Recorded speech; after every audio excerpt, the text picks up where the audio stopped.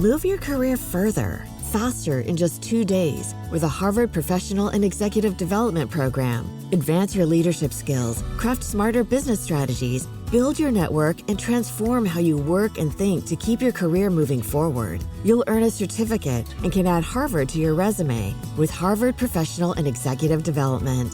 Learn more at professional.dce.harvard.edu/Spotify. My dad works in B2B marketing. He came by my school for career day and said he was a big ROAS man. Then he told everyone how much he loved calculating his return on ad spend. My friends still laugh at me to this day. Not everyone gets B2B, but with LinkedIn, you'll be able to reach people who do. Get a $100 credit on your next ad campaign. Go to linkedin.com/campaign to claim your credit. That's linkedin.com/campaign. Terms and conditions apply. LinkedIn, the place to be, to be. Ryan Reynolds here for, I guess, my 100th Mint commercial. No, don't. I mean, honestly, when I started this, I thought I only have to do like 4 of these. I mean, it's unlimited premium wireless for $15 a month. How are there still people paying 2 or 3 times that much? I'm sorry, I shouldn't be victim blaming here. Give it a try at mintmobile.com/switch. Whenever you're ready. $45 upfront payment equivalent to $15 per month. New customers on first 3-month plan only. Taxes and fees extra. Speed slower above 40 gigabytes. See details. In the wake of the Hybern attack on the summer court, the meeting of the High Lords is moved up, and with it are increased anxieties among the inner circle. Despite her previous declinations, Nesta chooses to join the inner circle members who will attend the meeting as a newly minted emissary to the human lands. But will her high fae appearance be enough to convince the High Lords to unite, or will Feyre's high lady status cause more tension between the tenuous alliances?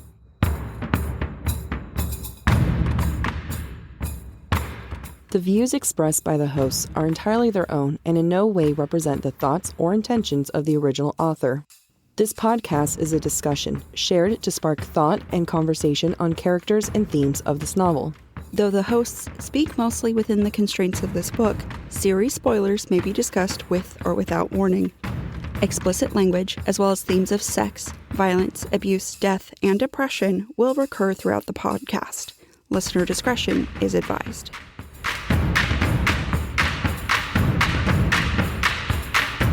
Welcome to Book Talk for Book Talk, a podcast where we deep dive into the writing of your favorite novels. This season, we are exploring Sarah J. Maas's most ambitious novel in the Court of Thorns and Roses series. This is Jac. And I'm Amy.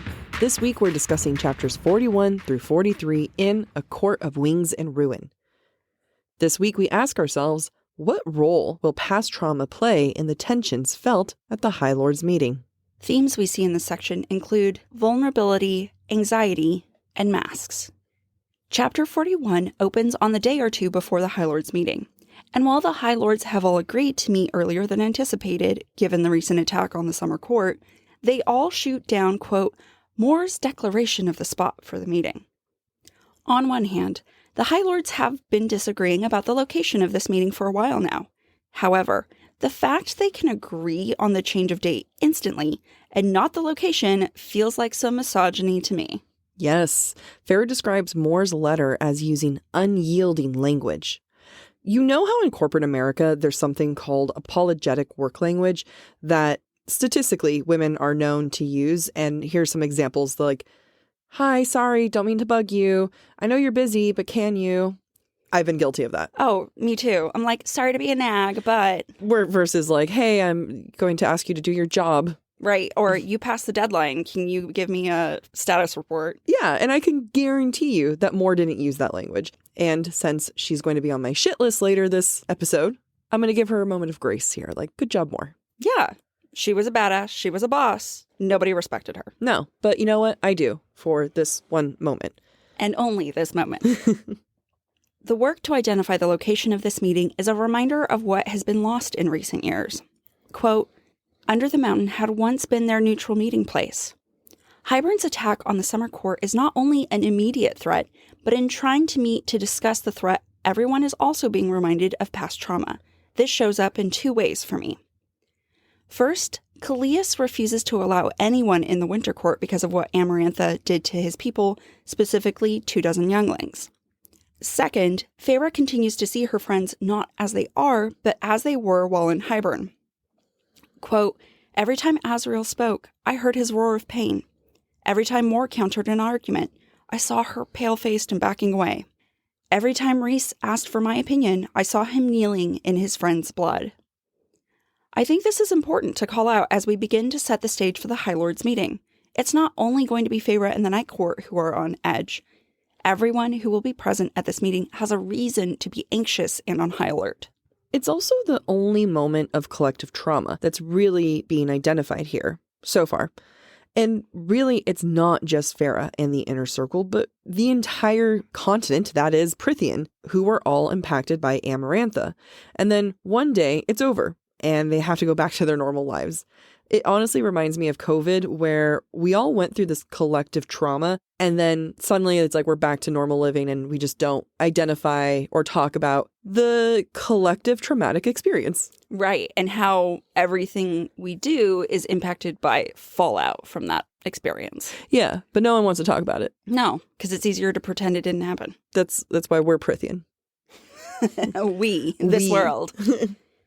Feyre is unable to sleep the night before the meeting because of her anxiety.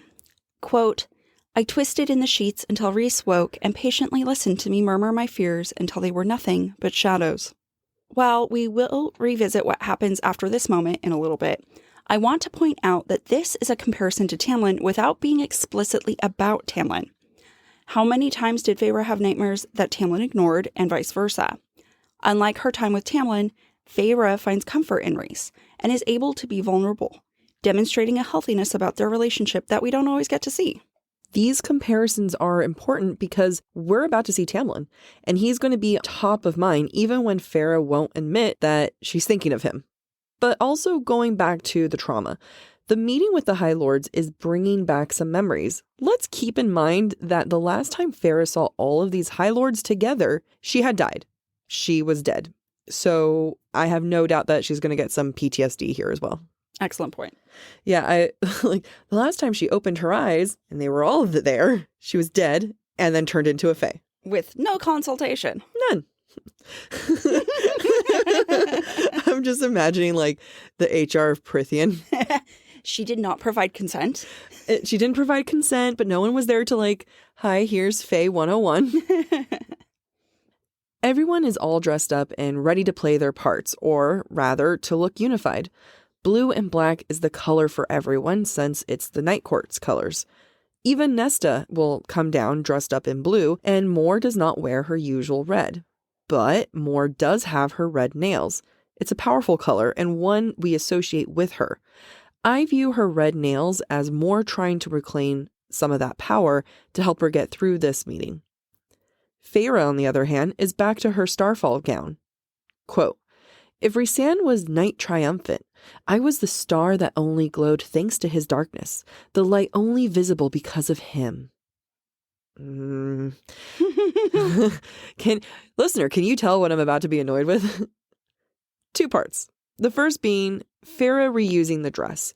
It was the dress that she wore when she realized that she loved Rhys and when things really started to change. I think for Feyre, this is her more comfortable dress because it's the dress she started to find herself in. Beautiful. Lovely. Now let's rip it apart.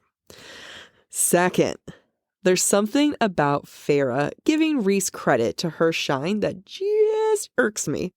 The message is clear, right? Like Feyre and Rhys are yin and yang, and they balance each other out.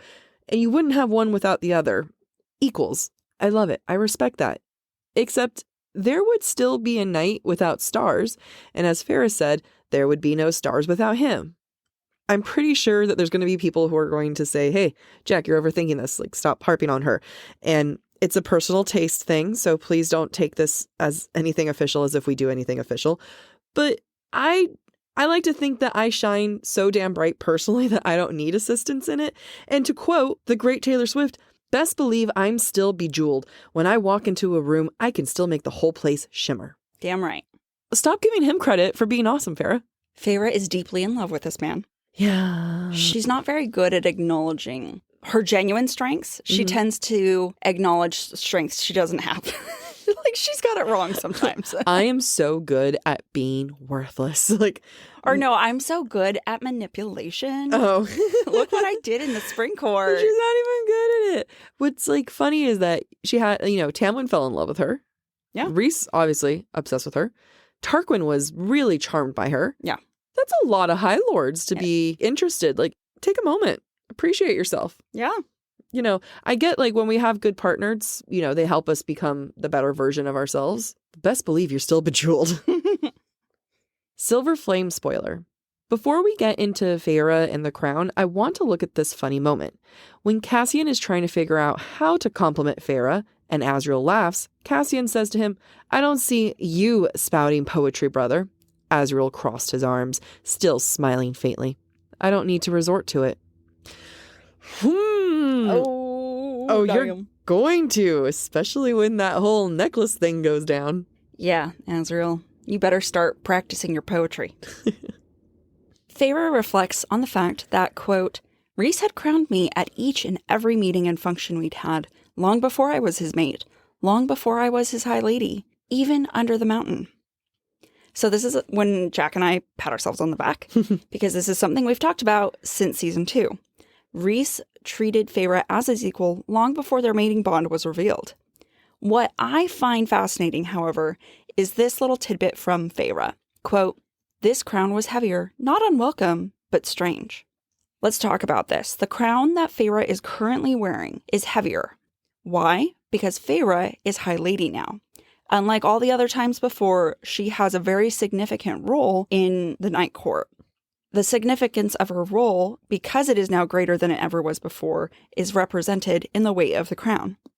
Feyre even thinks that despite never wanting a crown from Tamlin, she never worried with Rhys. Quote, "As if some small part of me had always known that this was where I was meant to be, at his side, as his equal, his queen."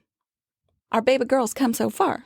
Yeah, it also goes to show how well thought out it was for SJM to be making these comparisons in book 2, but then not even mention it or come full circle until book 3. Good thing we're deep diving. It's one of those things that it's noticeable, but you can breeze past it. Yeah, you don't think about the significance. And Feyre doesn't even think about the significance until much later on. Yeah. Which is great, I think, because this could feel like a telling moment rather than a showing moment. Mm-hmm. But the thing is we've been shown the relationship with crowns for a book and a half now. Yep. And so... time to tell. It is time to tell because Feyre is now understanding the symbolism. And good for us for seeing that symbolism. Woo! SJM does something stylistically that we haven't seen in this series until now. We start a chapter only to go back into a flashback and then right back to the present time. Why didn't we just start the chapter off with that? Why did we have to pause the flow to look back into this scene? And now the scene that I'm talking about is when Feyre and Rhys go to pick out her crown. And my interpretation is that this moment between the two is personal. It's so intimate that it was too intimate to even share with us and in the present. Feyre keeps those things to herself, like when Rhys puts a ring on her finger when she's back from the spring court, or when they get married. These are things that we see, sort of, but we don't really get to be a part of that moment. I think the reason why we don't get as much as we do from this scene in particular is because Feyre doesn't feel entirely in control. Quote, "Even as a merchant's daughter, I could not calculate the worth of any of it." Feyre steps back into her human role, her human memory starting to shine through. I love this point because you're absolutely right. And I never really thought about why SJM chose to tell certain moments in the past tense with Feyre reliving them in her mind. And you're right. It's too precious to her for her to share with us as readers as it's happening. And we don't get to have those precious moments all the time. Right. And it's beautiful. Yeah. I'm very proud of SJM. Very proud of us. This episode is going to be called Episode Where Jac can't stop saying how happy she is for us. There's something that stuck out to me that I thought was weird and I wanted to call out. When Feyre thinks back to the chamber with the crowns where only Rhys and Feyre and their children can enter, Feyre observes that the crowns displayed in the rock wall are, quote, "as individual as skulls." Up until this point, everything has been equated to or is linked to imagery of stars, constellations, moonlight, etc. So why skulls? In my mind, this is Feyre taking in the history of the Night Court, the legacy that she's now part of. Every crown you can almost imagine as if it's the ruler that once wore it. Feyre chooses a heavier crown because she understands the weight of not just her responsibility, but the mantle that she must take up. People say that it's not believable that Feyre wants to have kids right away after the war, but it's moments like this that I see why it would be reasonable in Feyre's mind. She's part of a legacy and she has to continue it. She's part of something much bigger than herself. And I think that's a concept that she thrives in, personally. Mm-hmm. There's a reason why kids is mentioned here when Feyre and Rhys first walk into the catacombs, when he explains that any of their kids would also have access there. It's top of mind. You said something that reminded me. You're right. This chamber at the start when Feyre first enters, she compares the Wall of Crowns to being like catacombs. So literally dead people. Yeah. With skulls. So yeah, that makes sense. And I love those points that you bring up because it must not be until this moment that she realizes she is part of a legacy. Thousands and thousands of years. Yeah. And you're right, for Rhys to start planting the seed of kids here before like all the wheels set in motion for the downfall of Highburn, hugely impactful, I'm sure, in her mind, even if she doesn't process it now. And I don't even know that he's doing it as a like, haha, you're going to want kids with me later. Like, I mean, what he said is just true, right? Right. But it is a seed, regardless of whether you know what you're planting, sometimes you're planting. Right. Well, and they just saw the carver who looked like Nyx, so it is top of mind for both of them. Oh, absolutely. Here's another interesting turn of phrase in this chapter. Quote, if he, Rhys, was the sweet, terrifying darkness, I was the glittering light that only his shadows could make clear. So this goes back to something Jac was annoyed about earlier, and I just want to revisit it. Shadows are usually cleared away by light, but we see a reversal here. The shadows make the stars clear. Feyre, once again, is giving Rhys credit for her growth and who she is now as High Lady.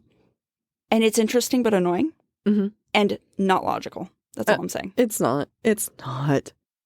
What I find to be super interesting is the crown Feyre picks. Quote, my crown was crafted of silver and diamonds, all fashioned into swirls of stars in various phases of the moon. Like the phases of the moon tattooed on Ianthe's forehead? So is that a tattoo that's on all priestess foreheads? I don't think so, because we don't hear it. We don't see it with Clotho. We don't see it with Gwen. You're right. Well, I wonder if the phases of the moon is like a recurring motif and represents the mother. Because doesn't Feyre's tattoo down her back when she makes the bargain with Bryaxis or the Carver? Isn't it also like the phases of the moon? Yeah, we will get another phases of the moon situation. Interesting. So here's what I start to wonder. I mean, I think it makes sense that it's a representation of good, and it was just to show us that Ianthe was a corrupter of it, versus it doesn't represent bad, aka Ianthe. I also wonder if it's, because the moon waxes and wanes, to what extent is it also the phases of our growth as individuals, the phases of our character. Yeah, like there's a lot to it. I mean, it's just one of those things where we wanted to point it out, say, hey, we do see the Ianthe connection. I don't know if there's one necessarily. I like the idea that it is associated with the mother. Mm-hmm. We know Ianthe was trying to fake it or be I mean, she technically was a priestess. Right, and she wanted to come across as pious. It's the same thing with, we're going to talk later in this episode, with the jewels that she wore. Nesta makes her appearance at this point, dressed as Feyre's direct antithesis. Where Feyre is dressed in light blue or starlight, Nesta is in dark blue. And while Feyre glitters like a jewel and has a full-on crown atop her head, Nesta wears no jewelry and no items in her hair. The only way they are similar is their upswept hairstyle. Feyre thinks that Nesta doesn't need ornamentation because, quote, it would have been like putting jewelry on a lion, which is reminiscent of every time Feyre thought of Nesta as a mountain cat in Mist and Fury, which was like at least 3 times. But it doesn't make sense because a lion is the king of the jungle. And what does a king wear? A crown. Boom. There we go. Crack that. Yeah, they have a mane. They're known as being like regal. A crown, but they don't need to. Yeah. I mean, it's just like out of all the animals to pick, it is funny to go for the lion because they're the royal one. Right. But Nesta's always compared to a queen, so it also makes sense, right? It does. It does. But yeah. No, don't worry. I'm having fun with Simba. Okay. I'm not having a Lion King moment. Okay. Despite their differences, Nesta and Feyre are able to honestly compliment one another for each other's appearance. And that feels like growth to me, especially when we learn that Nesta has had a change of heart and plans to go to the High Lord's meeting. Yeah, I do like that they compliment one another. It is really sweet. It is very sweet. All the while, Moore's watching, ready to piss me off. Moore, keep it to yourself. Silver Flames would not have been what it was if Moore had just kept things to herself. Yeah, it's true. Just saying. It's in the following chapter, chapter 42, that we learn Nesta's reason for her change of heart. Quote, I don't want to be remembered as a coward. I don't want to spend too long on this, but I really identify with Nesta here in that she's doing something really difficult for her, something that no one can blame her for not wanting to do. And yet somehow she feels like a coward. I feel like this epitomizes the experience of a lot of individuals, especially women, when it comes to dealing with their trauma. Even Feyre recognizes that Nesta isn't a coward, and no one should or will say that about her. In fact, Feyre tells Nesta that she's given enough.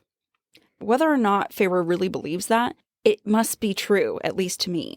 And on some level, I wonder if Feyre wishes that she could say the same for herself, that she has given enough. The following statement I'm going to say, I don't think it 100%. It is hard for me to believe that Feyre believes that Nesta's done enough, because if Nesta continued to do nothing, I don't think Feyre would be telling her that it's okay. There were so many moments leading up to this where even when Nesta was training, just the descriptions of, oh, that's all you're doing? It looked like they were just staring at each other. Like there were all these little moments of playing it down. Yeah. But Nesta is being more vulnerable than we've ever seen before. So I can also see how Feyre in the moment is like, ah, shit. Yeah. You know what? Maybe I've been too hard. Maybe you don't need to do all this. So yeah. I think you're right that Nesta being vulnerable, Nesta putting in the effort, the fact that Nesta complimented Feyre, those all play into Feyre's reaction. Because if Nesta had come down and sniped at her or, you know, was just like, I'm coming, fine. Right, exactly. Then Feyre would have thrown a hissy fit. Yeah. I mean, it is nice to see that Nesta's vulnerable, so Feyre will be vulnerable. We did have one of our listeners wrote back to us from one of our episodes saying that, you know, and I know people think that we're being hard on Feyre, and that's okay. Like, we are being very hard on her. But the listener made a good point to remember that Nesta was not there for Feyre growing up. Yeah. And that's true. Like, it is. She wasn't there. Feyre has her own traumatic experience with Nesta growing up. So, you know, she can have those reactions too. Yeah, she can. I mean, and maybe that's another part of it, that Nesta was never there for Feyre the way that Feyre needed. And now Nesta is. Mm-hmm. And that can be overwhelming. Yeah. Let's look into this quote. Nesta surveyed us all, her gaze jumping past Cassian. Not to slight him, but avoid answering the look he was giving her. Approval. More. We can guess how Cassian's looking at Nesta, right? Like with pride. And when was the last time that anyone has looked at Nesta with pride? I'm going to guess not since her mom. And even then, it was likely a selfish pride. But Nesta can't face that. She's more willing to admit that she doesn't want to be a coward, which is a very vulnerable thing to admit that, hey, I don't want to be a coward. She's more willing to admit that than making eye contact with someone she respects and is showing equal respect to her. Yeah, all great points. When you were reading that quote, it also made me think, remember, Feyre's an unreliable narrator. If Nesta had pissed her off a minute ago, this is not what she would be observing. Yeah. She's giving Nesta grace in her description by saying Nesta wasn't slighting Cassian. Mm-hmm. Whereas if Nesta had come in all hot, Feyre would be like, ugh, she's doing it to piss him off. She can't even look at Cassian. God, what a bitch. Yeah. Yeah. Going back to what Nesta was saying about being a coward, Nesta doesn't have to do what she's offering to do to tell the High Lords about her traumatic experience of being remade. And I think it goes beyond not wanting to be a coward. She genuinely believes that doing so will help save humans beneath the wall, which is what she cares most about. And that is very noble to me. It's very noble. Feyre's concerned about humans, but the way that Nesta's reacting, it feels more powerful to me. Because Nesta doesn't like people, especially not the ones that treated her like shit when she was poor. Like, those people suck. Yeah. And I think Feyre feels that nobility too and is proud of her sister. Yes. I mean, same compliment goes to Feyre, where it's like, hey, she doesn't like those people either. The only one who was tolerating them was Elaine. It's true. And let's just keep on with the appreciation. I think Rhys appreciates Nesta's sentiment as well, because he offers to make Nesta his emissary to the human world, which honestly is the only gracious thing he has done and probably will do when it comes to Nesta. I do love that Nesta says this is on a trial basis and she'll make him pay through the teeth. She is resourceful and I respect it. I said it last season and I'm going to say it again. That is a fake freaking job. The human emissary doesn't do shit and they don't do it well. Think about the last one. Feyre. Let's make Nesta the least people person out of everyone there. Let's make her the emissary to humans. Yeah, it's definitely an empty title. It doesn't really come with action. What I think it is it's a show of respect from Rhys to the individual he bestows it upon. Like, you're not wrong. You're right. But it's just the dumbest thing. Like, even when Feyre was anointed the title of emissary to the humans, at least she had a task, and that was to befriend the human queens, which she failed at. Right. Nesta has no task that involves humans. No. But what I love about this moment is that Nesta is part of the gang now. She's part of this amazing inner circle that Feyre is part of and loves so much. And Nesta is being welcomed with open arms to it.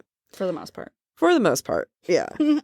But, Silver Flame spoiler, it's what makes Silver's Flame such a hard read because Nesta had all of these things, right? She has the guy. She has the connection with the group. She's the emissary. She's going to get the money. She's like, she has everything, right? We really end the book on a high for her. Yep. And then she just goes and throws it all away. But that's because her own trauma and self-hatred is what makes her squander this opportunity. Yeah. Which hurts. It hurts. Before the group leaves for the Dawn Court, they all begin to place bets on who will start a fight at the meeting and how quickly. And while this is nice comic relief for the reader, we also have to think about why this is appropriate in the context of what is going on in the narrative right now. Otherwise, it's really jarring. We saw that the previous day, everybody in the inner circle was anxious. There's no doubt that that remains true even now.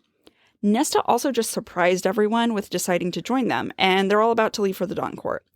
The use of humor feels natural here, at least to me, to deflect the anxiety and the awkwardness of suddenly having a well-meaning Nesta, something no one expected. It's only human nature to try and play things off in this moment with a lighthearted exchange, despite the gravity of what is about to take place. This part annoys me so much because, as we know, they're all the ones to start the fights first. Literally, the only ones who start shit physically is them. And it's the whole, we're better than them and we can still take bets attitude that just makes this whole thing so cringy to me.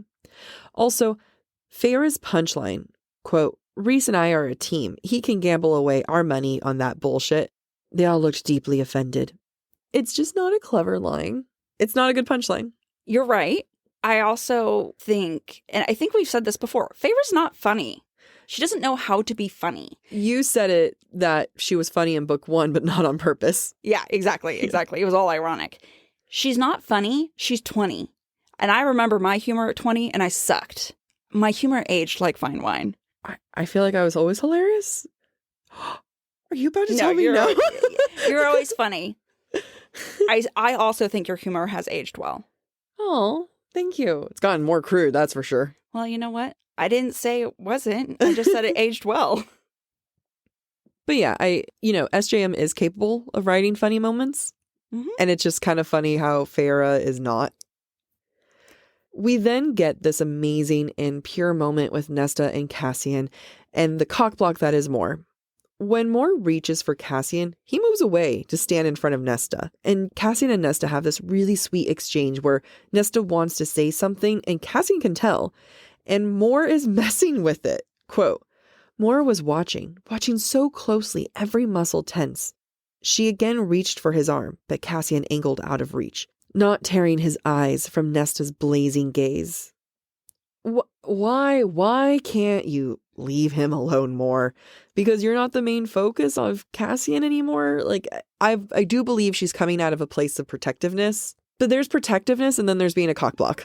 I think she's also a little bit insecure because she's offended Azriel so many times by this point. And Azriel started paying attention to Elaine that she's like, well, I don't want to lose my one ally.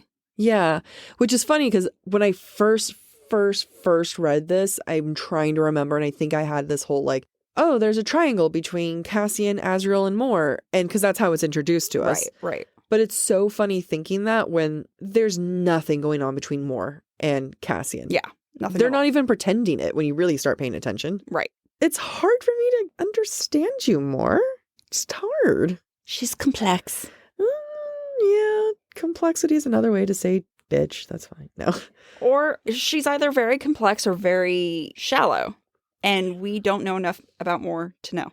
I'll give her credit. This is probably a very complex moment for her. Mm-hmm. Cassian would make sense why she has such a soft spot for him. Not just because she lost her virginity to him, but because he risked his life by doing so. Exactly. And he represents freedom to her. Yep. Right? Like, she looked at him and was like, you're the one I want to do this. So I'm sure there's that feeling almost of like she still owes him something, as if like you helped me. How hard for him. Mm-hmm. But still, like, I mean, there's layers. She's not, I'll give it to her. I just don't like it. I don't like this. Like, I don't like her. But I love the layers. And when a character makes me not like them, I like them. Because you don't like them, but they have enough layers that you're like, I like that I don't like you. Yeah, like the fact that I'm even having a reaction at all means that it's good. Yeah. So whenever you're reading something, you're like, I don't like this. Like, they suck. They're angry and that's good. It's not a bad thing. Either way, Nesta almost admits that she's upset that Cassian didn't come to see her, and Feyre describes them, quote, there was no warmth, no tenderness on either of their faces, only that raging intensity, that blend of contempt and understanding and fire. Allow me to go scream into my pillow of just like intense fire staring. Give it to me. I don't know if I'm capable of. I don't think. I need like intense fire staring, but like still tell me I'm pretty. Now hold my hand. Fall has officially started here in Los Angeles, and that means we finally get to do fall activities. I have been counting down the days for when I can go to pumpkin patches, maybe even hit up an apple orchard, and I get to do all of it looking super cute in my Quince boyfriend sweater. This weather is perfect for my dark academia vibes, and I'm so excited to bust out my washable silk blouse because I'm going to be taking pictures. Quince is known for their Mongolian cashmere sweaters from $50. And that's not all. Quince has so many other amazing things on their website. All of those items are priced 50 to 80% less than similar brands. That includes leather jackets, cotton cardigans, soft denim. Like, my entire fall wardrobe is genuinely turning into Quince wardrobe. By partnering directly with top factories and cutting out the cost of the middleman, we get savings as the customer. One of my favorite parts about Quince is the fact that they only work with factories that use safe, ethical, and responsible manufacturing practices. And they still manage to get premium fabrics and finishes for that, luxury feeling for every item that they have. Get cozy in Quince's high-quality wardrobe essentials. Go to quince.com/booktalk for free shipping on your order and 365-day returns. That's Quince, QUINCE.com/booktalk, BOOKTALK, to get free shipping and 365-day returns. That's quince.com/booktalk. Move your career further, faster in just 2 days with a Harvard Professional and Executive Development Program. Advance your leadership skills, craft smarter business strategies, build your network, and transform how you work and think to keep your career moving forward. You'll earn a certificate and can add Harvard to your resume with Harvard Professional and Executive Development. Learn more at professional.dce.harvard.edu/Spotify. Ryan Reynolds here for, I guess, my 100th Mint commercial. No, don't. No. I mean, honestly, when I started this, I thought I only have to do like 4 of these. I mean, it's unlimited premium wireless for $15 a month. How are there still people paying 2 or 3 times that much? I'm sorry, I shouldn't be victim blaming here. Give it a try at mintmobile.com/switch. Whenever you're ready. $45 upfront payment equivalent to $15 per month. New customers on first 3-month plan only. Taxes and fees extra. Speed slower above 40 gigabytes. See details. The inner circle winnow into the Dawn Court, and the first thing Feyre sees upon their arrival to the Dawn Court Palace are the clouds. I don't think this is insignificant. I love my double negatives. I don't know why. Let me rephrase. I think this is significant. The first thing I thought of was head in the clouds or pie in the sky, as in the idea of uniting the High Lords is a near lofty one, a daydream, indicative of how difficult it will be to get them all to agree. The first thing I thought of was Howl's Moving Castle. That's a good one too. Yeah. As we get further into the description of the palace, it dawned on me, that the Dawn Court is high in the heavens and reaching for the sun, while the Court of Nightmares is deep under a mountain. Where might the Day Court be, Jack? Ground. It's on the ground. But it's cool. But it's cool, the layers. It really genuinely wasn't until like we were prepping that I realized that you were kind of setting me up for like, because you knew the answer. There was a moment where I was like, you really questioned my intelligence. I was like, wait a minute, is she asking me? So when my note, like, it's on the ground middle, it was kind of, I was like, does she not know? It's a rhetorical question. I realize now, even now, as you're saying it, more so than even prepping. I was like, oh, great. Yeah, you gave me shit during our prep, for sure. I just was so confused. But, you know, I see, I'm happy. I knew you always had it in you to know where the ground was. Thank you.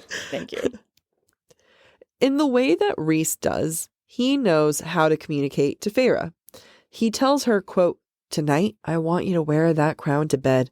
Only the crown. If sex is power and crowns are power, then this is superpower." Basically, Rhys is just prepping Feyre. He's trying to remind her that she's powerful, and he's doing it in the only way that, not the only way, but he's doing it in a way that she's very familiar and comfortable with, and that's through sex. I'm so glad you bring this up because I hate that moment so much, and it's always bothered me. But you are correct. Rhys is speaking Feyre's language right now and prepping her for all the confrontation they're about to have. Yeah, and just reminding her, like, hey, you're powerful. Like, your sex is powerful. Yeah. But, like, in a, you know, like, that's how she feels power. And, you know, you're wearing the crown. Your power. Yeah. I mean, I admire Rhys for that because he can't be like, you're a badass. You're a boss bitch. Yeah. Won't work. Who's a badass? Me. Who's my little badass? Just before the inner circle meets with the other High Lords who have arrived, Rhys swallows, as if nervous. Remember, he's presenting his real self with wings on full display for the first time. To which Feyre tells him down the bond in reassurance, quote, "I see all of you, Rhys." I like his response. Quote, "You bow to no one." And I didn't realize the significance of him saying that before meeting with the High Lords. Did you, Jack? There's layers to this. The first being the obvious one. It's the reminder that Feyre shouldn't bow. The inner circle does in a few pages when everyone starts to show up. And that was kind of jarring when there was like, the group behind me bowed. I'm like, oh, Cassie and Azriel, like more. That's surprising. And it's a good reminder that Feyre should not bow. Like, hey, you should know this. The second is a callback to Rhys's tattoos, that he will bow before no one but the crowned. And now, neither will Feyre. You're totally right that there are layers, because it's not just don't bow when they show up or, you know, make sure you don't bow. It's you bow to no one. It's a more powerful statement. Yeah. Feyre observes those who have gathered for the High Lord meeting so far at the start of chapter 43. I have a hard time saying High Lord meeting because there's a High Lady present as well. So it's High Lords and High Lady meeting. You know what? Yes. Leaders, rulers of Prythian. Yeah. Yeah. There's that. Shouldn't be High Lord because there's a lady. Also, the High Lords meeting. So it's the meeting of the High Lords. So it should be Lords, Lords, apostrophe. Yeah. I'm just saying that's not how we really see it that often. No. So I just want people to know, because it's not one singular Lord's meeting. Well, yeah, and there's a High Lady. And there's a High Lady. Anyway, back to my point. It's here that we learn that in addition to Illyrians and Seraphim, the Dawn Court also has its own type of winged fairies, the peregrines, whose wings are like birds. I bring this up because Rhys tells Feyre this, quote, Amarantha delighted in ripping out the peregrines' feathers, one by one. She made a dress out of them once. This is relevant to us for the following reasons. Amarantha's from Hybern. If she was this sadistic, imagine what the King of Hybern must be like. Even Thiessen, who we are really meeting for the first time as readers, has his own fears and traumas from under the mountain that would cause his shields to be up, just like the rest of the High Lords. This is also a good reminder of how lesser Fae can be viewed or treated when compared to High Fae, which is also going to be relevant to the tensions in this meeting. Also, when it comes to the feathers, do they grow back? Or does that mean they're bald forever? And do you just have like a bunch of Fae with like plucked feathers? Like I'm just imagining like a naked chicken. I mean, I'm not laughing. I'm not. Do their feathers even molt? Like, are they walking around the Dawn Court and there's just like feathers roaming around? These are the questions. And also, do they also have talon toes? Oh, excellent question. Yeah. We're here to ask the important things. We are. If we ever do a Q&A with SJM. Yeah, we'll have to ask. Yeah. Talon toes, Sarah, can we really get into that? Side note, Rhys says of Thiessen and his male lover, quote, no mating bond yet. This implies mating bonds between same-sex couples are possible. Huzzah! It's huzzah, but it's also what the hell? Like the one gay couple that we have like finally in front of us, and we couldn't have them already mated up. In this chapter, we do get a lot of mates that could have happened or haven't happened or have happened, but we're not going to acknowledge them. Or it took a long time for them to happen. Yeah. Yeah, that's frustrating.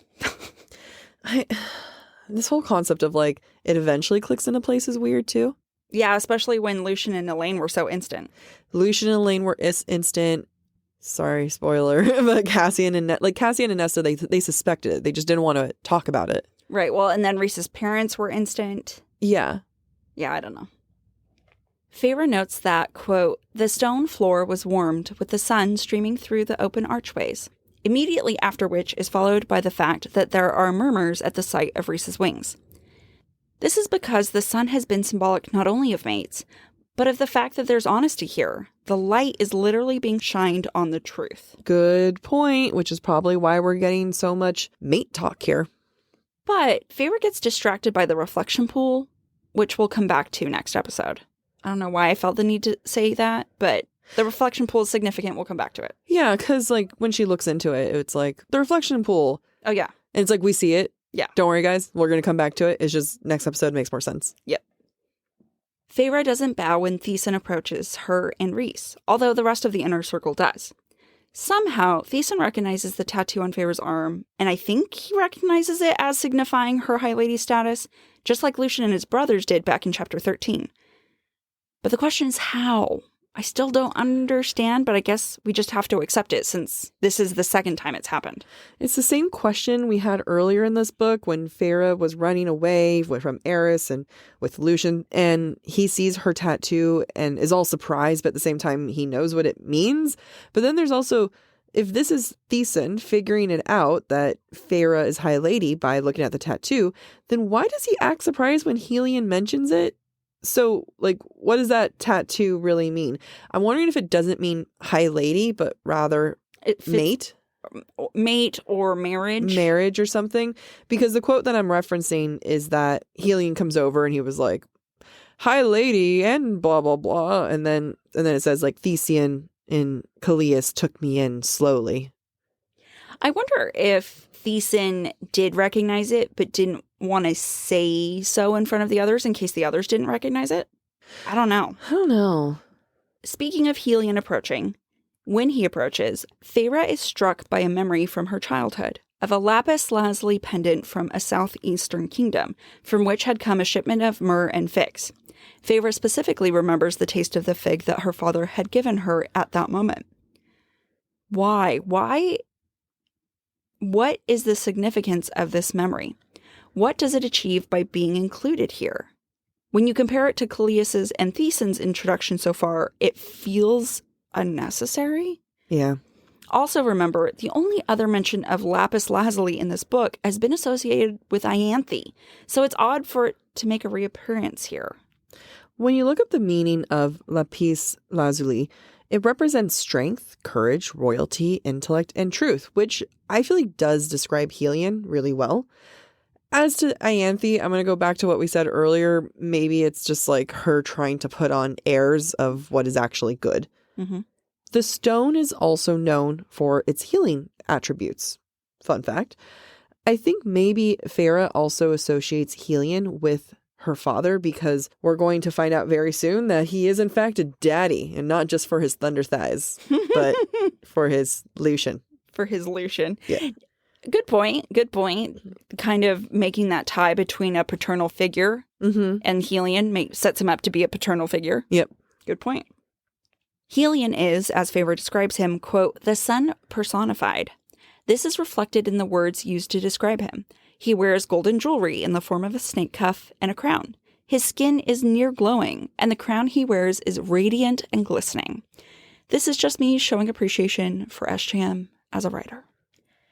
After Feyre's status as High Lady is acknowledged, Helion turns and sees Nesta, and he's obviously into her because Daddy Thunderthighs is into everyone, which is not wrong. I understand.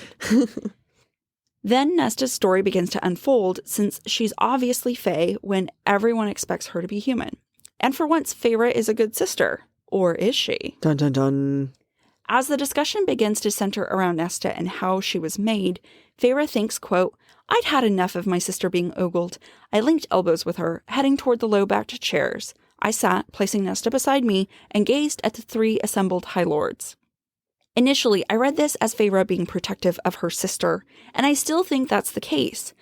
But there is also an underlying thread for me that Feyre doesn't like the attention being directed away from her and focused on her sister instead. What do you think? I like your thoughts. I respect your thoughts. I like that our thoughts think different thoughts. I do find Feyre being protective, and while I don't think she wants the attention, I think she is putting on a show, and I don't mean that in a bad way before people get in there.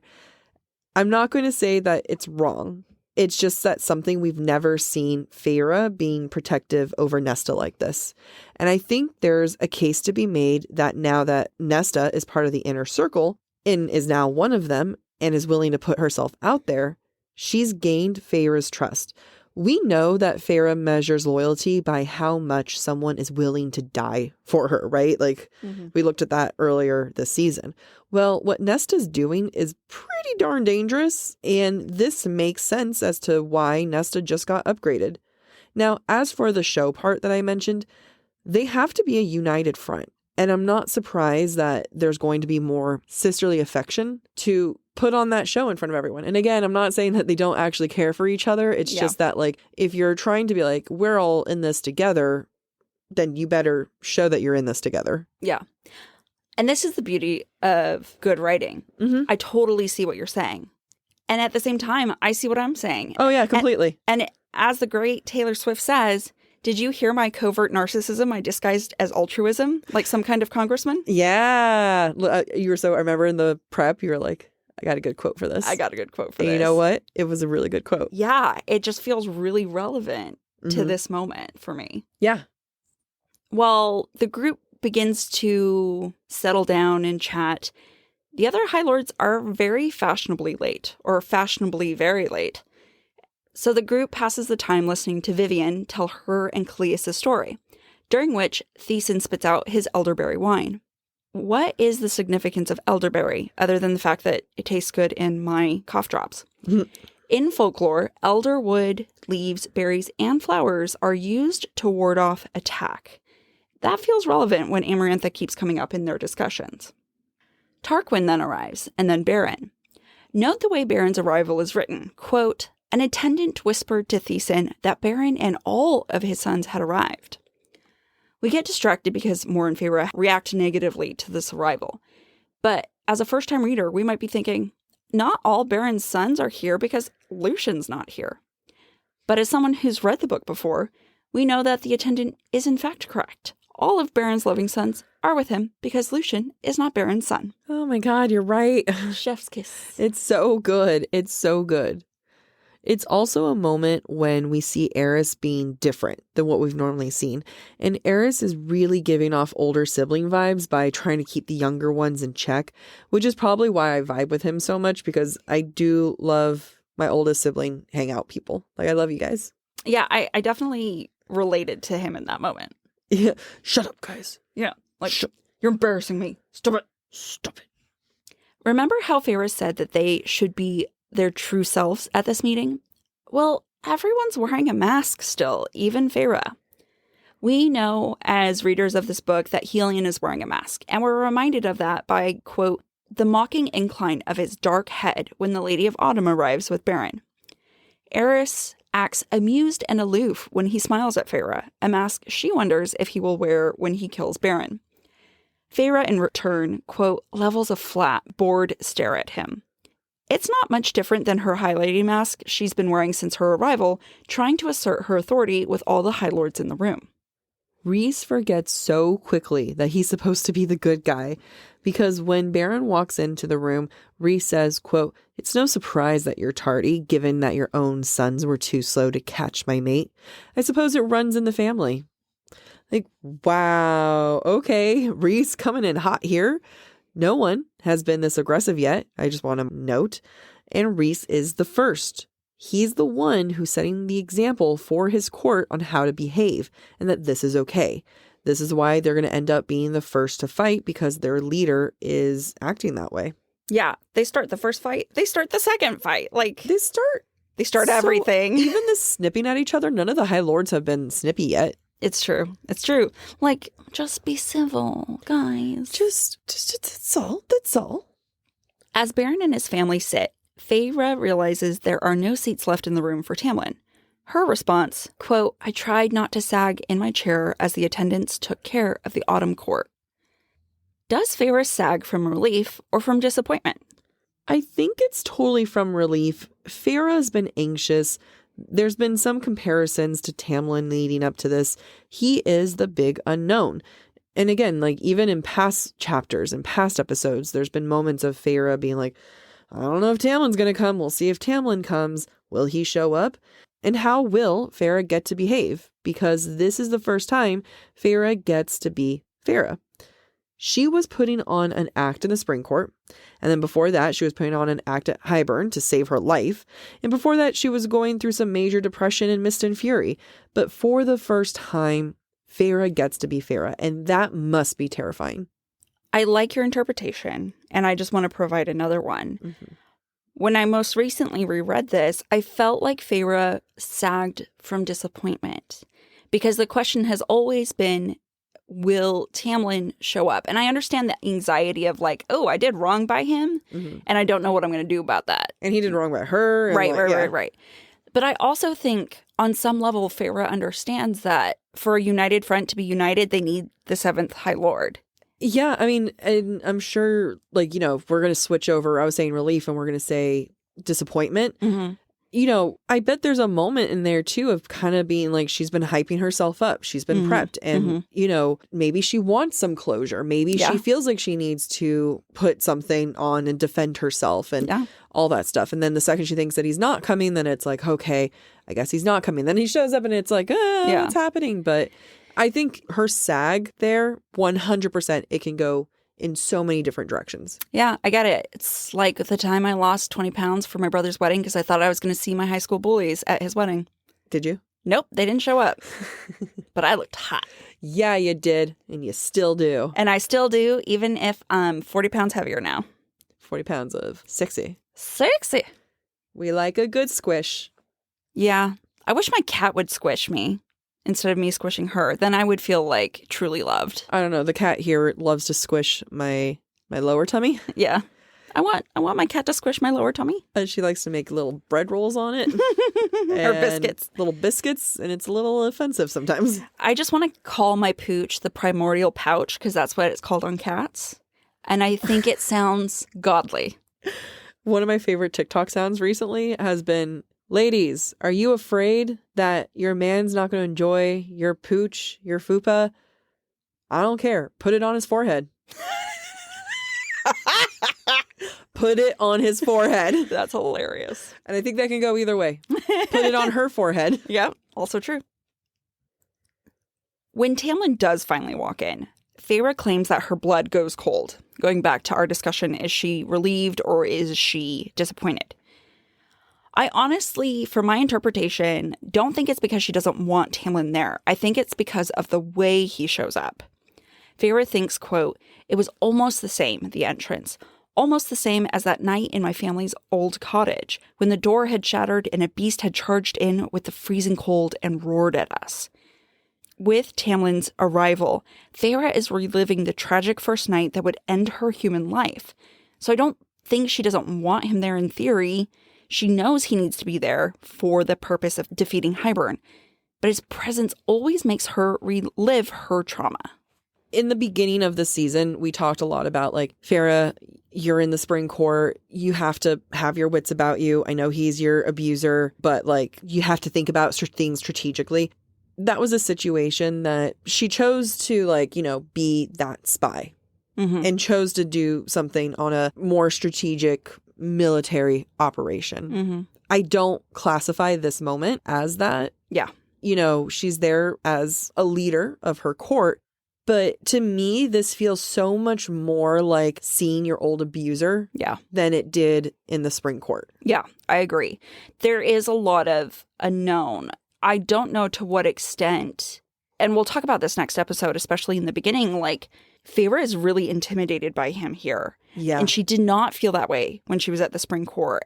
She mocked him a lot in her thoughts. She was in control at the spring court. She was. And maybe she had a narrative that she was controlling. Right. Exactly. And now it feels very, very different. And I do wonder if she truly is afraid of him. I wonder to what extent she's relieved maybe he's not fully bad, that he did show up here. But that doesn't, at this point, that doesn't mean that he's not fully bad. No, you're right. I don't know. I'm so confused. And then to top it all off, Tamlin smiles like a wolf. We all remember what the wolf means. Feyre sees Tamlin as the ultimate predator right now. And that says a lot when all the other High Lords are present too. Tamlin makes Feyre feel weak, which is why she would start feeling / remembering how it was like to be a human. And Tamlin is smiling like Andrus, the wolf that he had Feyre kill.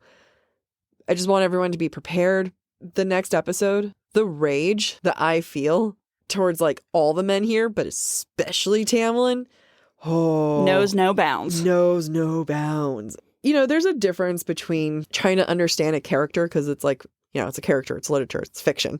And then, you know, trying to comprehend how a storyline can go versus, like, you know, examining moments where it's like, you know, Tamlin is a piece of shit. Yeah. We've talked about him. We've joked about him and everything like that. We've tried to, like, look at things his way. But he's a piece of shit. And we're about to see the worst, not the worst side of him, but one of his horrible sides. Yeah, we're going to see. No, I am going to say the worst side of it. Sorry, I'm going to double down on that. Do you want to know why I think it's the worst side of it? Why? Because he knows what he's done to her, and he's coming purposefully to hurt her. Yeah, it's true. So the whole locking her up, yeah, horrible. But, like, he knows what he's doing here. Yeah. Not like he didn't know what he was doing there, but it's like, I'm actively coming to make your life a hell. Yeah, I'm coming to tear you down. Yeah. Let's get into some breadcrumbs. All right. Spoilers for Silver Flames and Maas verse. So if you don't want to listen, skip. Or see you next week. Yeah, that too. Chapter 41. Quote, Amren had found a passage in the book last night that might be what we need to fix the wall. My money is that this will have to do with the multiverse in the future, or you know what? It might just be a MacGuffin. I'm bluffing with my MacGuffin. The other Lady Gaga lyrics. Also in chapter 41, when Feyre describes Mor's appearance for the High Lord's meeting, quote, regal, a princess of the realm. High Lady of the Dust Court? Or could she just become High Lady of all of Prythian? You know, let's just add more. High Queen. High Queen, sorry. That's my theory. Too often she is called Queen for it but to then not... so's Nesta. True. And she ended up with a general. True. Also in chapter 41, when Feyre and Rhys go to the chamber to get the crown, quote, "The chamber was a cool, chill black, as if we'd stepped inside the mind of some sleeping beast." Because the house is sleeping and Nesta will bring it to life. Also, Rhys says there are 10,000 years worth of treasure, which I think is how long Prithian's been around. And I wonder if that has anything to do with Valg heritage and timelines and the multiverse. 10,000 years isn't long enough for how long they live. Yeah, you're right. But Amryn is said to be 10,000 years old. And that's basically how long she's been in Prithian. Yeah. Which is when the tear happened. Yeah, it's still not long enough. Yeah, maybe not. Rhys is... But the Valg could have come over at that time. Yeah, but okay, but let's look at Rhys. Like, are we saying that he only has 500 years left? Is he middle-aged? I don't know. Otherwise, that's only 10 generations. Yeah, how old is Baron? I don't know. I know nothing. How old's the King of Hybern? I know nothing. Dagden and Branna were 1,000 years old, at least. Yeah. So I don't know. Do you know anything? I know nothing. I know nothing. I don't know what voice you unlocked, but I love it. In chapter 42, Feyre encounters Nesta to stay and train instead of going to the High Lord's meeting. And Nesta says, quote, "No, a day or two won't delay my training, won't make a difference." She's not wrong, since the King of Hybern destroys the wall the next day. Yup. Yeah. Tragic. What if that one day it could have made a difference? Yeah. Chapter 43. Quote, "My father had once bought and traded a gold and lapis lazuli pendant that hailed from the ruins of an arid southeastern kingdom, where the Fae had ruled as gods amid swaying date palms and sand-swept palaces." This is Jac's theory. SJM, I know you're going to bring that back one day, and it might even be in the multiverse. Whenever it's a god situation, she's bringing it back. When Feyre is observing the wings from the Dawn Court, quote, "Perhaps the High Lord of the Solar Courts all possessed wings beneath their skin, a gift from the skies of their courts claimed ownership of." Does that mean Lucian is going to get wings? Especially if Nesta made Elaine's body capable of having winged babies? Let's just add some fuel to the flames out there. Since we're at least 9 months still away from another SJ book. Yeah, I'm like, fuck it all. You know, she signed up for 4 more additional books. For what? In general. Like, oh. She already has 3 ACOTAR books that she signed with. And there's now 4 more books that are going to come after that, but we don't know where they land. Could be a new series. I can't anymore. And our last breadcrumb, also in chapter 43, Feyre thinks Helion is like a great golden eagle and wonders, quote, what his beast form was, if he grew wings like Rhysand and claws. Oh, yes, he does. And we get to see that when he fights Hybern. Mm-hmm. All right. Time to answer a question, Amy. Mm-hmm. What role will past trauma play in the tensions felt at the High Lord's meeting? Having done my notes for chapter 14, it's massive. Yeah. It's massive. Like, nothing informs anybody's comments or choices other than their past trauma. And it is a huge barrier that they're going to have to overcome to get anywhere. Tamlin lashes out because of his past trauma with Feyre. Mm-hmm. Everyone lashes out at Rhys because of Under the Mountain. Yeah. And Amarantha. And no one is willing to listen and give the benefit of the doubt. Yeah. And it makes it really difficult when you haven't properly processed the trauma to be able to have a productive conversation, especially in this context. So, yeah, it's not great. There's too many people hurting each other. Like, yeah. And there's also not, I mean, granted, we're dealing with a lot of characters, but there's also like not that many of them. You have like, you know, their posse that are in the room too, but they're not the focus of things. Right. So it's hard to move past things when these guys are your entire world. Right. And obviously, nobody's gone to therapy since Under the Mountain. No. No one's processed shit. And they're taking that out on each other. And I would say, like, Feyre and Rhys, who are the healthiest amongst all of them, are so far behind in their need for therapy, too. Right. Which explains why the tensions are going to be so high and why the Night Court starts shit with everybody. Oh, I can't wait to get into it. Because everyone's provoking each other. And then it's just like, who's going to snap first? We do know. We do know. And we're going to talk about it next week. Can't wait, because it is going to be a juicy episode. Oh, so juicy. And we also are going to follow up next week's episode with a special mini episode dedicated to all things like High Lord meeting. Yes. We polled people on Instagram to tell us what they wanted us to focus on. And there were just so many, we have to make a mini episode out of it. So next week, expect a double hitter. Whammy. Yeah.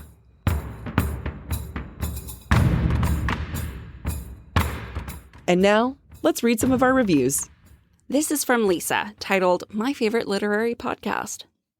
This is my favorite literary podcast out there. I wanted to dive deeper into the books that I loved after finishing them. I tried listening to a few other podcasts about books, but they all focused on what the hosts liked or disliked about the books.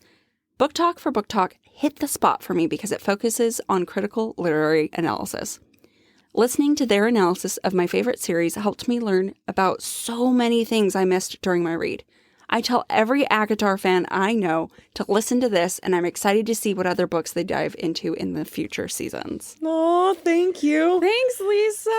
I appreciate you feeling like we separate our feelings sometimes, because I know we insert our feelings quite a bit, but I do know we try really hard not to have feelings involved in the analysis, because that's part of academic training for all of this. Because there was one professor I had who threatened to mark us down whenever they said, if you write, I think, you get a mark down. Yep. You're never allowed to say you think anything. Yep. You're not allowed to use the word I. Yeah. You're not allowed to think, you're not allowed to feel. Yeah, it's about what does the text show you. So I know we joke a lot. We have our own opinions quite a bit, but in our heart, we really do try to stick to a literary analysis, which is the text. Yeah. And SJM puts it in her text. Like, there is a lot she's trying to convey to us, and she does it so masterfully. And I love being able to discover it and share it with people. Yeah. And the fact that you recognize that, thank you. I really appreciate it. And you're telling your friends. So, spread the good word. Yeah. Honestly, you're doing the work. You're doing the work by sharing this word of mouth. That's what helps this podcast grow. And we appreciate everyone you tell and everyone who listens. So for every person you bully into listening, thank you. Thank you. If you want to be featured in one of our weekly reviews, please go to Apple Podcasts and write in a 5-star review. Pretty please. Thank you. Love you.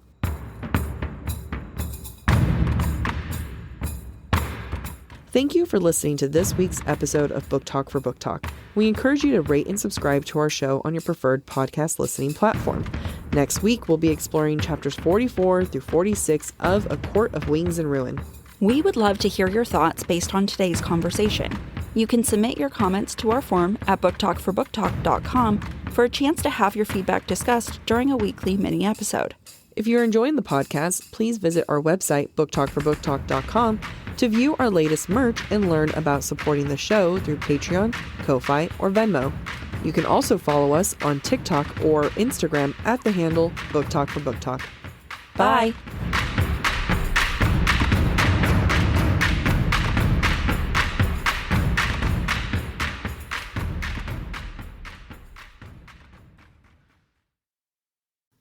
Fall has officially started here in Los Angeles, and that means we finally get to do fall activities. I have been counting down the days for when I can go to pumpkin patches, maybe even hit up an apple orchard, and I get to do all of it looking super cute in my Quince boyfriend sweater. This weather is perfect for my dark academia vibes, and I'm so excited to bust out my washable silk blouse because I'm going to be taking pictures. Quince is known for their Mongolian cashmere sweaters from $50. And that's not all. Quince has so many other amazing things on their website. All of those items are priced 50 to 80% less than similar brands. That includes leather jackets, cotton cardigans, soft denim. Like, my entire fall wardrobe is genuinely turning into Quince wardrobe. By partnering directly with top factories and cutting out the cost of the middleman, we get savings as the customer. One of my favorite parts about Quince is the fact that they only work with factories that use safe, ethical, and responsible manufacturing practices. And they still manage to get premium fabrics and finishes for that, luxury feeling for every item that they have. Get cozy in Quince's high-quality wardrobe essentials. Go to quince.com/booktalk for free shipping on your order and 365-day returns. That's Quince, QUINCE.com/booktalk, BOOKTALK, to get free shipping and 365-day returns. That's quince.com/booktalk. Hey, I'm Ryan Reynolds. Recently, I asked Mint Mobile's legal team if big wireless companies are allowed to raise prices due to inflation. They said yes. And then when I asked if raising prices technically violates those onerous two-year contracts, they said, "What the f*** are you talking about, you insane Hollywood ass?" So to recap, we're cutting the price of Mint Unlimited from $30 a month to just $15 a month. Give it a try at mintmobile.com/switch. $45 upfront payment equivalent to $15 per month. New customers on first 3-month plan only. Taxes and fees extra. Speed slower above 40 gigabytes per details.